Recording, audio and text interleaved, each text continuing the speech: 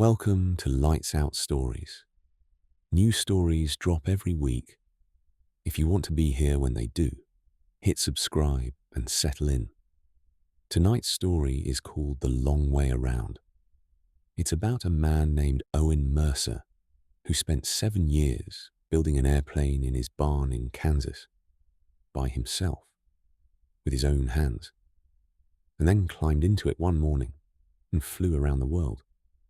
Not because anyone asked him to, not for money or fame, because he had built the thing, and the thing was meant to fly, and there was only one way to find out if he had done it right.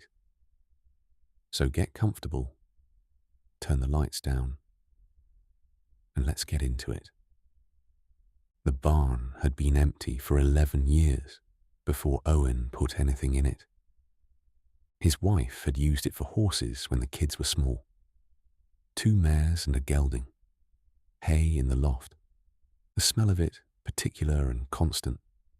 The kind of smell that gets into wood and stays.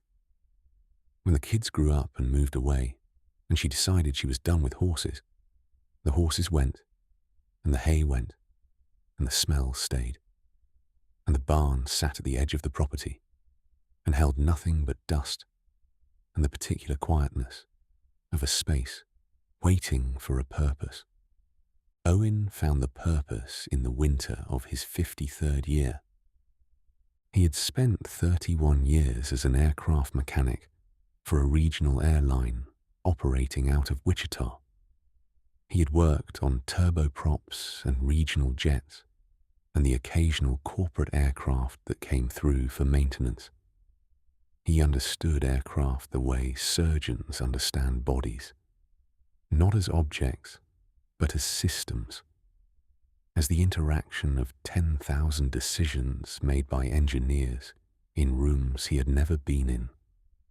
Decisions that expressed themselves in the way a component behaved under load, in the specific sound a correctly torqued fastener made, in the feel of a control surface moving freely through its range, versus one that had developed the first trace of friction that would become a problem in 2,000 hours if nobody caught it now. He could feel problems in aircraft before instruments confirmed them. This was the skill 31 years had produced. He retired on a Friday. He cleaned out his locker, shook hands with the men he had worked alongside for decades, drove home on the highway in the flat winter light of the Kansas plains, and sat in his kitchen and thought about what came next. He already knew.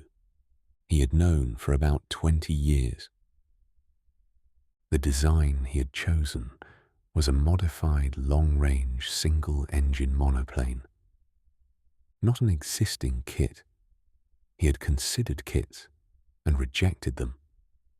A kit was someone else's engineering, someone else's decisions. He wanted to understand every choice in the aircraft he was going to fly around the world, which meant he had to make every choice himself. He bought plans from an aerospace engineer in Oregon who designed home-built aircraft and who had, over the phone, listened to what Owen wanted to do and said, quietly, that it was possible. That word, possible, had been what Owen needed to hear. He converted the barn over the first winter, poured a clean concrete floor, installed heat, ran electrical, built a workbench along one wall that was 12 feet long and as level as he could make it, ordered tools, some of which he already owned and some of which he needed to learn to use, a metal brake for forming sheet aluminum, a drill press, a rivet gun, a set of scales for measuring the weight of components as they were built. He started with the wing spar in February. The wing spar is the structural backbone of an aircraft wing, the primary load-bearing member that runs from root to tip and carries the forces that flight imposes on the wing. Get the spar wrong, and everything built around it is wrong. Owen spent 3 weeks on the spar before he was satisfied. Then he spent another week checking it again, because he was building this to fly behind it at altitude, alone, over the Pacific Ocean, and 3 weeks of work on the most critical structural component of the aircraft seemed, on reflection, like the minimum rather than the maximum. He was not a fast builder. He was a correct builder. His wife, Carol, watched this with a patience that he recognized as genuine rather than performed, which he appreciated because he understood what he was asking of her. She brought coffee to the barn in the mornings. She learned enough about what he was doing to ask questions that weren't generic, that addressed the specific thing he was working on. She had been an elementary school teacher for 30 years and had the teacher's gift of sustained curiosity, of being able to find the interesting thing in a subject she had not chosen. She found the interesting thing in aircraft construction. She did not find the interesting thing in the around-the-world flight plan. They talked about this once, seriously, in the 4th year of the build, when the fuselage was taking shape and the project had moved from theoretical to obviously real. She said what she needed to say clearly and without drama. She was not going to tell him not to do it. She understood why he needed to do it. She wanted him to understand what it would ask of her. He did understand. He said so. They did not talk about it again in that way, but the conversation was present in the barn afterward, in the care he took, in the extra checks he ran, in the standards he held himself to that went beyond the requirements of the plans and entered the territory of personal obligation. He was building the airplane for himself. He was building it to be safe for her. He flew it for the first time in September of the 7th year. The runway at the small county airport, 6 miles from the house. A clear morning, the Kansas sky high and blue and uninterrupted in the way it is in September when the summer heat has gone and the clarity comes back. He had done everything he could do on the ground, run the engine for hours on a test stand, cycled the controls 10,000 times, had a friend who was also an A&P mechanic, licensed to inspect and certify, go through the aircraft for 2 full days and sign the paperwork. He had done everything on the ground. Now it was time to see if the groundwork was sufficient. He taxied out in the early morning before there was other traffic. The engine sounded the way it was supposed to sound. The controls moved the way they were supposed to move. He sat at the end of the runway for a moment and ran through the checklist he had memorized, and then ran through it again from the paper copy, clipped to the panel. Then he advanced the throttle. The aircraft accelerated down the runway with a willingness that surprised him slightly. Not because he had doubted it intellectually, but because intellectual certainty and felt certainty are different things. And at the moment the wheels left the ground and the aircraft climbed away from the runway into the September morning, the felt certainty arrived, and it was different from the intellectual version in ways he could not describe. He climbed to 4,000 feet. He flew a wide circle around the airport. He landed. He sat in the cockpit for a moment after he shut the engine down. Then he got out and stood next to the aircraft on the ramp in the morning sun and put his hand on the fuselage. 7 years, 10,000 hours of work, roughly. He did not do the math in that moment. He just stood there.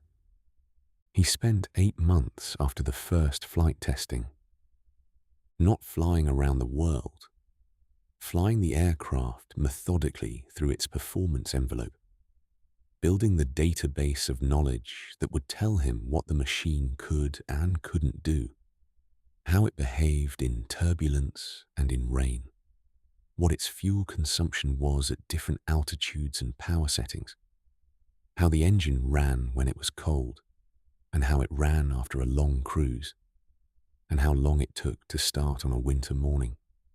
He flew it to Colorado and tested it in mountain weather. He flew it to the Gulf Coast and tested it in humidity. He accumulated 240 hours in the aircraft before he considered himself ready to plan the route. The route planning took another 3 months. Around the world along an equatorial track, west from Wichita to California, across the Pacific with fuel stops in Hawaii and Guam and the Philippines, across Southeast Asia and India, across the Arabian Peninsula, across Africa, across the Atlantic with stops in the Azores, into Portugal, and then north to Iceland and Greenland, and across the North Atlantic into Newfoundland, and then south along the eastern seaboard home to Kansas. 22,000 miles. 41 planned fuel stops. 1 engine. 1 pilot. He filed his intentions with the FAA. He arranged fuel at each stop through a network of fixed base operators and contacts accumulated over months of correspondence. He obtained the visas and overflight permissions that the route required. A bureaucratic project nearly as complex as the mechanical one. Carol helped with the paperwork. She was good at paperwork. He left Wichita on a Tuesday in April, in the early morning, when the air was still cool and stable, and the winds at altitude were from the west. Carol drove him to the airport at 4 in the morning.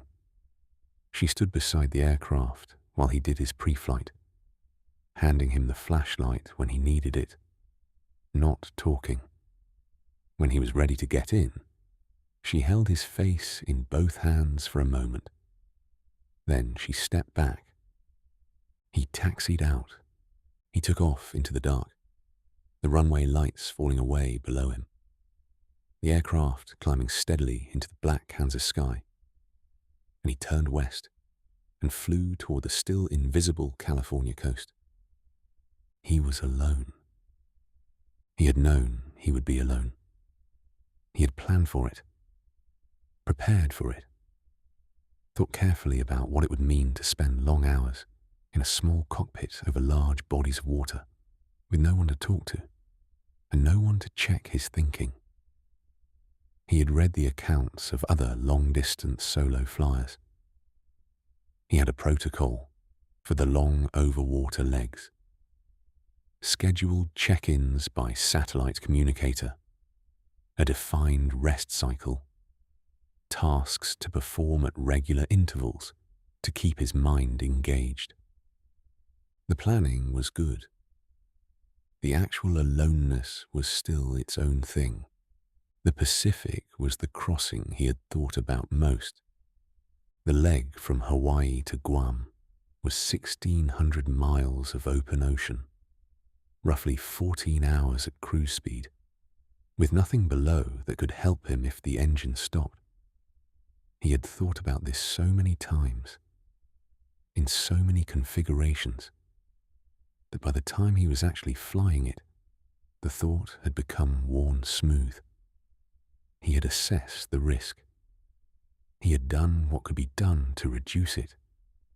The engine was as reliable as he could make it, and the fuel system was as robust as he could make it, and the aircraft was as well built as he could make it, and the rest was the ocean and the weather and whatever was going to happen. He crossed the Pacific in 2 stages. The first, Hawaii to Guam, was 14 hours and 20 minutes of flight time. He flew at 11,000 feet, above the low-level weather, but below the high-level headwinds, watching the fuel gauges and the engine instruments, and the horizon ahead. The ocean was blue, and then dark, and then blue again, as the sun set and rose. He ate a sandwich somewhere over the deepest part of the Pacific. He watched a weather system build to his south and give him no trouble. He landed at Guam in the early morning. He refueled. He slept for 6 hours in a room at the airport. He flew on. India was where something went wrong. Not catastrophically, not the engine failure over open water scenario he had prepared for mentally and hoped never to encounter. Something smaller and more manageable, which was in some ways worse because it required judgment rather than the execution of a practiced emergency procedure.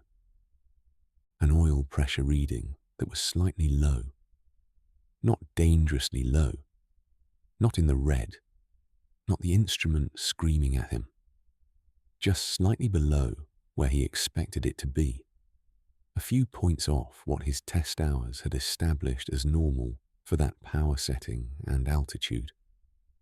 He was over Western India, 3 hours from the fuel stop at Ahmedabad. He reduced power slightly, which reduced the load on the engine. The oil pressure came up a few points. Not to normal, to slightly below normal at the reduced power setting. He flew on at reduced power, watching the gauge.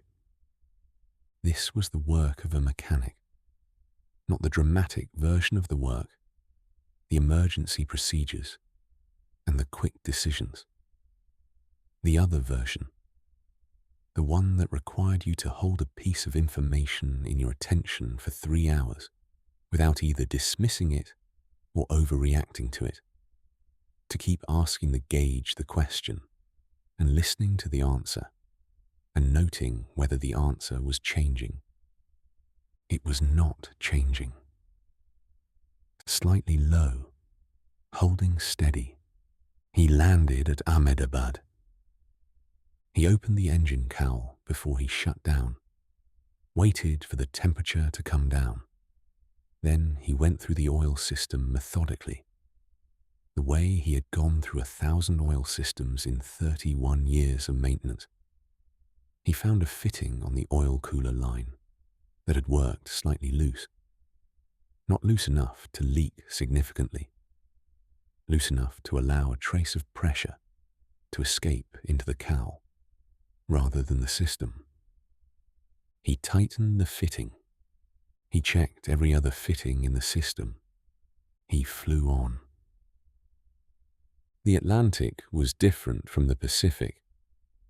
He had expected the Pacific to feel immense, and it did. He had not expected the Atlantic to feel, by comparison, almost intimate. But the Atlantic crossing from the Azores to Portugal was only about 900 miles, and after the Pacific it felt like a long lake.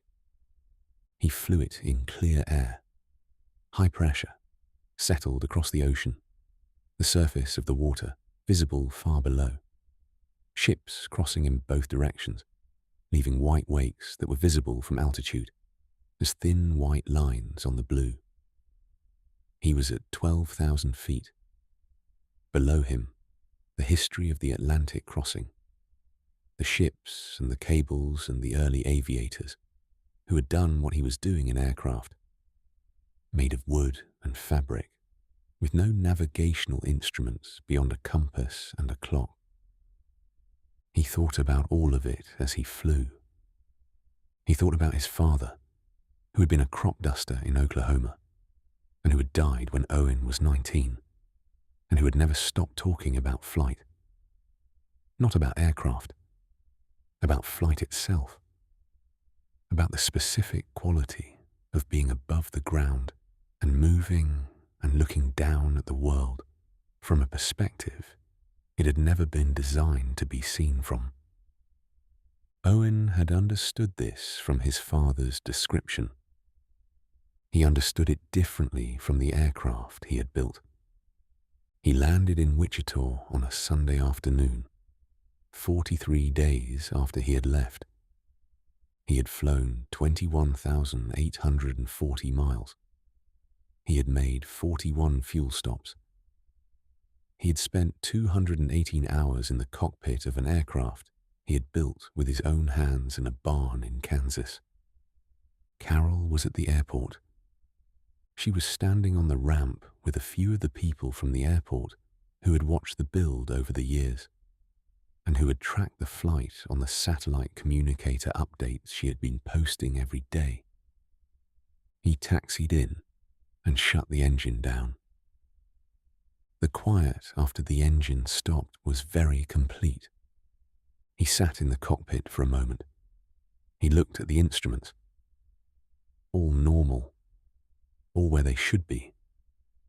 He looked at the panel he had built, the avionics he had installed, the throttle quadrant his own hands had fabricated. Then he climbed out. Carol held him for a long time. He let her. He put the aircraft in the barn, not to stop flying it. He flew it regularly for years afterward. Short cross-countries and day trips, and the occasional longer flight when the weather and the schedule aligned. But the barn was where it lived, in the space where he had built it. And there was something right about that. He wrote up the flight in the kind of detail he had given everything else. Methodical, complete, honest about the oil pressure incident and what he had done and what he had found. He submitted it to one of the home builder associations, and they published it. And he received letters from people who were building their own aircraft in their own barns and garages, and who had questions about specific things he had described. He answered every letter. He was not a famous man. The flight had been covered briefly in the aviation press, and not at all in the general press, which was roughly what he had expected and was not disappointed by. He had not done it to be covered. He had done it because he had built the thing and needed to know what it could do. And now he knew. What he found himself thinking about in the years after was not the Pacific crossing, or the oil pressure incident, or the landing in Wichita. He thought about a specific hour over the Indian Ocean, at 11,000 feet, at 2 in the morning, when the stars were very clear, and the ocean was very dark, and the engine was running with the steady, unhurried sound of a thing working exactly as it was designed to work. He had built that engine. He had built the aircraft it was mounted in. He was alone in the sky over the Indian Ocean at 2 in the morning, and the thing he had made was carrying him. And it was doing this because he had made it correctly, because the 7 years in the barn had been 7 years of doing the work right, and the work had held. He had needed to know if it would hold. Now he knew. That was the whole of it. He built the thing. He flew it around the world. Nobody asked him to. He just needed to know if it would hold. It held. Rest on that tonight. Whatever you are building, do the work right. It will hold.